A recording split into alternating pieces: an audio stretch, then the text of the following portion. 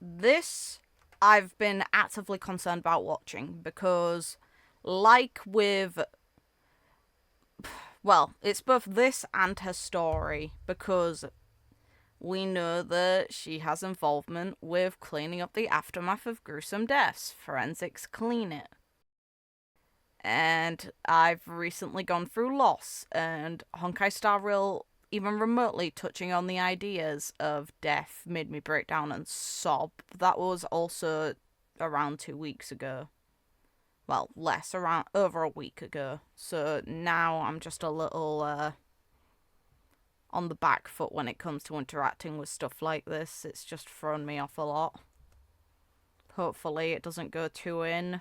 A perfume can tell you a lot about the person wearing it. Mint and fruity aromas express a yearning for youthful vigor, while notes of cedar and amber show a desire to appear mature. And though a fragrance fades with dilution, evaporation, and aging, so long as you filter out the impurities to remove interference, the perfume will still tell its story. The top note is citrus and tea leaves, with neroli and roses coming through in the middle note, and a grounded, woody base note. A very heavy fragrance with great longevity, rather on the expensive side. Rest in peace. Perfume can tell you a lot. There it is.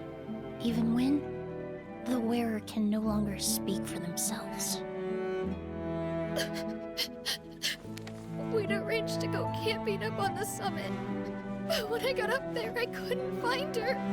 She must have slipped and fallen. That's her friend's statement. What do you make of it? That she's the killer. It's unusual to meet at the summit, especially for someone who's never been mountain climbing before.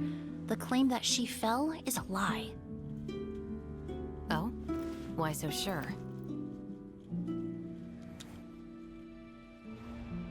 There was no sweat among the impurities present, and no lady in their right mind would apply such a heavy fragrance before a climb.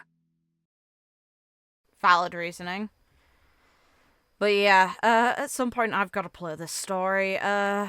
Probably before update happens, because obviously the special program's on its way. It means that the update won't be too far behind.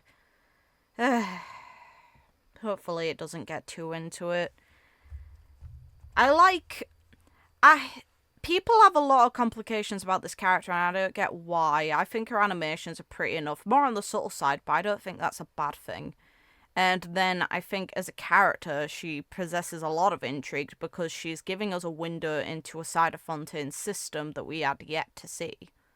Since we know about the procedure when it comes to catching and then punishing or giving a verdict on the criminals, but we didn't know who, aside from the actual chasing of it, like, there's always going to be bodies involved. If a murder's occurred, then there are always people who check those bodies.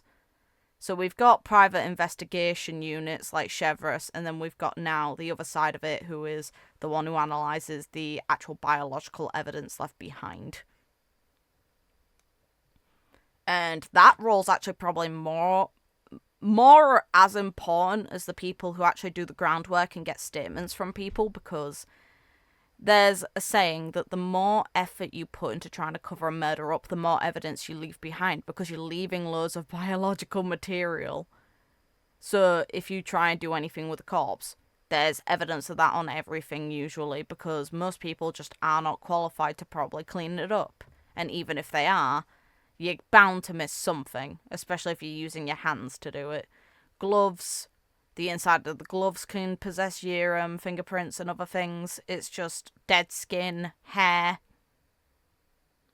And a lot of it doesn't match. Like, a lot of your genetic strands don't match up to other people close to you usually. It is very rare.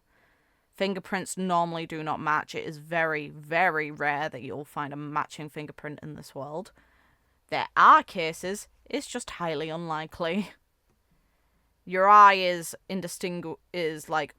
I'm pretty sure the main thing that is biologically unable to be the same as someone else's, which is why they tend to use it for example, scanners for very, very private things. Like, for example, I'm sure that the FBI or other investigative services, our MI5, they'll be using I for it instead, because it's even less likely to overlap than a fingerprint is.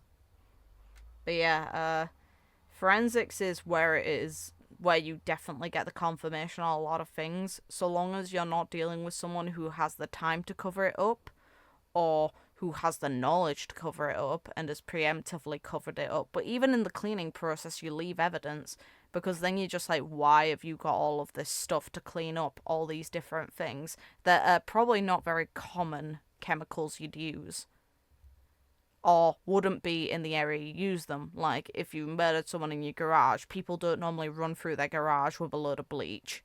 You just don't.